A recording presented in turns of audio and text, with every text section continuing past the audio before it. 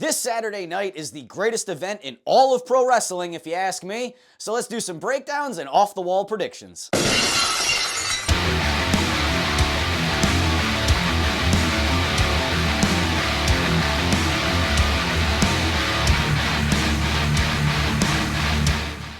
WWE's Royal Rumble is easily in every pro wrestling fan's top 3 yearly events, if not their favorite yearly event. And if you don't think that's a true statement, then hey, no problem. It's okay to be wrong from time to time.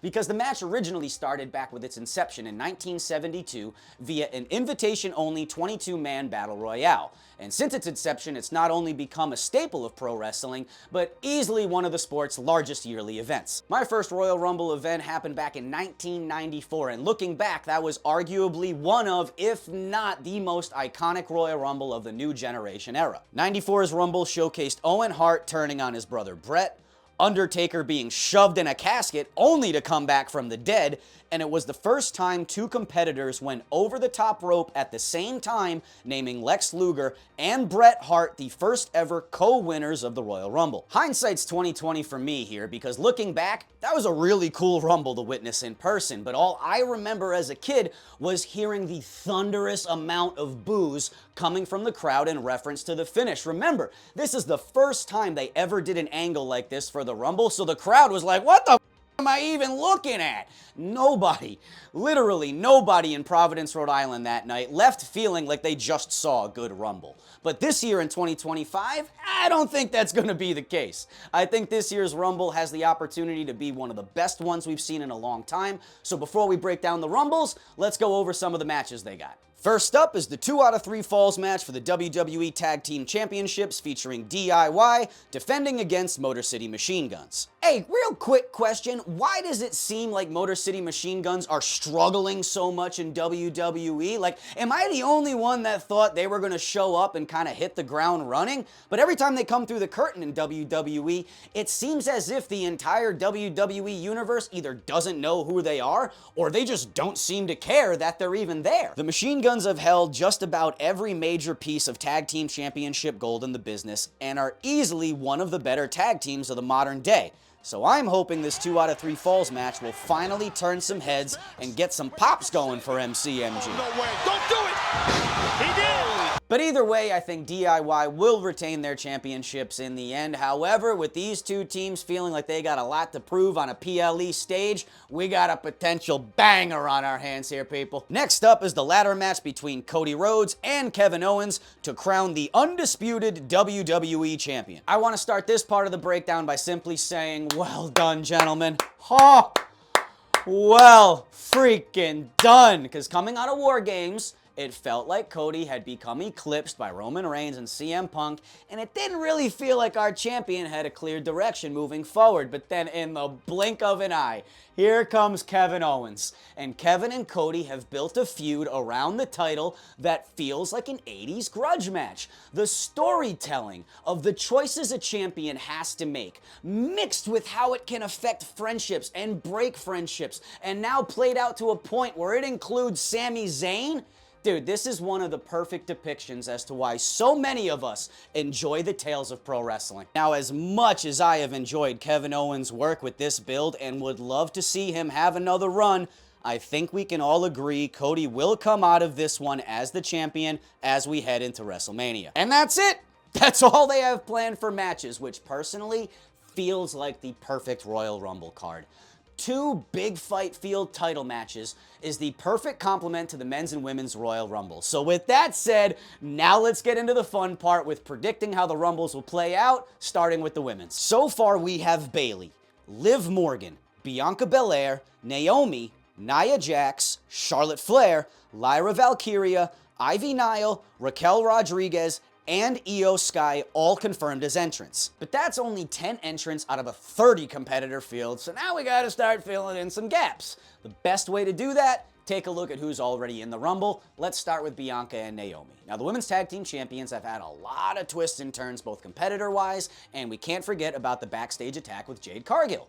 Now, since the women's tag team champions are in the Rumble, so are Liv and Raquel, and it looks like they're probably going to be the ones to emerge and inevitably challenge for those titles. But since the tag team champions are in, we have to include other women's tag teams here, so expect Pure Fusion Collective to be involved, and probably expect to see Katana Chance and Kaden Carter. Now, my personal prediction is that Jade Cargill will return and beat the brakes off of Naomi, who will turn out to be Jade's attacker. I'll get to that in a minute, but right now we're at 16 competitors, so let's round it out with the next 4 and say we'll see appearances by Zelina Vega, Michin, Candice LeRae, and the Women's United States Champion and Royal Rumble Entertainment MVP, Chelsea Green. You know what? On that note, we'll go one step further, because wherever Chelsea goes, so does Piper Niven. So now we're at 21 competitors. From here, we have to include some NXT talent to shine up, so my votes go to Stephanie Vaquer, Zarya, Jada Parker, Cora Jade, and the women's NXT champion Julia, which brings us down to our final 4 competitors. Rounding out our competitors will be the main roster's newest signees, Roxanne Perez and Jordan Grace. On the note of Jordan,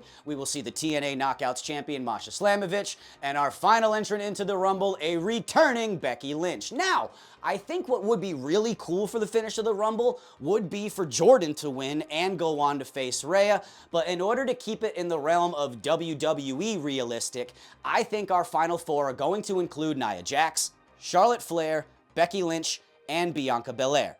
Any of these women going over as the Rumble winner could create numerous builds for Mania, but I'm going to opt for our winner this year to be Bianca Belair. She's going to become a 2-time Royal Rumble winner, and this will seriously thicken that plot of the Women's Tag Team Championships involving Naomi and Jade. And now it's time to look at the Men's Royal Rumble, which for the first time in a long time feels big again. Every year during Rumble season, there appears to be like a top entrant that everybody kind of looks at and is like, that is our definitive winner. That's who's walking out with it. We can all see it coming.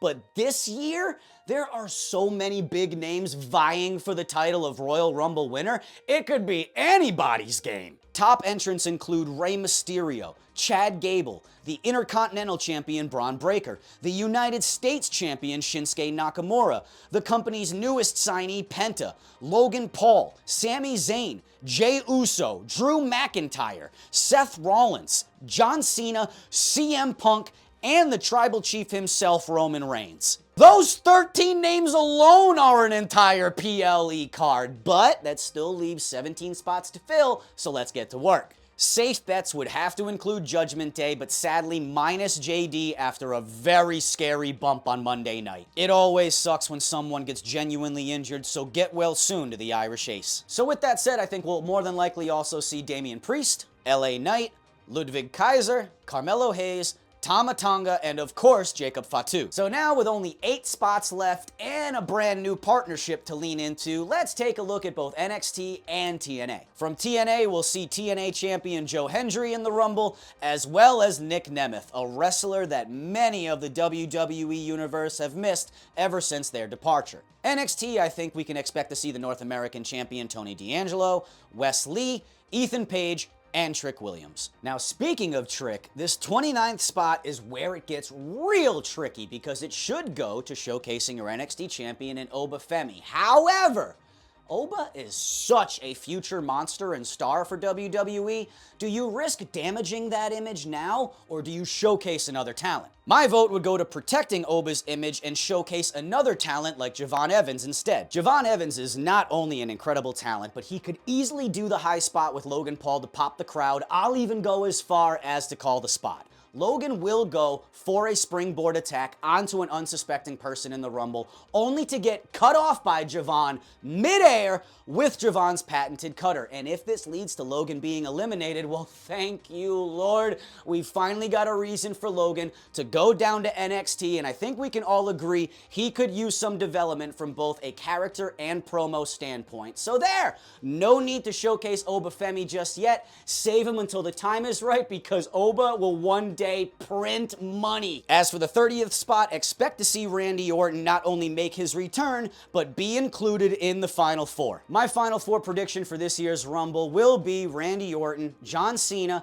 Sami Zayn, and the man who I believe will emerge as the winner and finally fulfill their lifelong dream of headlining WrestleMania, CM Punk. Now, obviously, this is all just fantasy booking. Saturday could play out a number of ways, and you may have noticed that my predictions included no gimmicks. There were no legends. There were no surprise entrants, no celebrity spots, because I feel like this year's Rumble doesn't need the gimmick. Do we really need to see a legend come out of nowhere, unannounced, just so we can hear their music, get a quick pop, only to see them get eliminated 2 to 3 minutes later because we know they have nothing to do with the end game result of the story that is playing out in the ring? We don't need it. Let IShowSpeed and Kai Cenat come along to the Rumble, but stay live streaming. We don't need that gimmick in the Rumble. The rosters this year are loaded. Let the workers work. And hey, if you think I'm wrong here, then by all means, let me know in the comments, because that's what I love doing here, is engaging with y'all. What do you think is going to happen this year in the Rumble?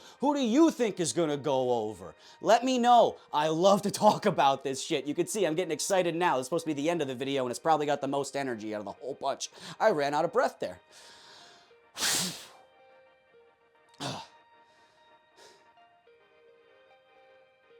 I forgot what else I was going to say because I used all my oxygen to say all that. You know what? We'll cut it. We'll keep using the clips.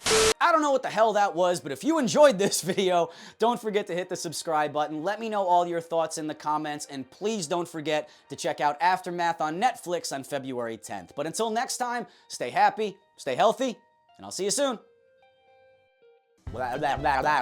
Will retain. Why can't I say that? As if Jordan Grace won and went on to challenge Ray. I don't know what did I just have a stroke? Champion and Obafemi, and holy shit, I'm getting real lightheaded. Hang on. Don't always try to do everything in one breath.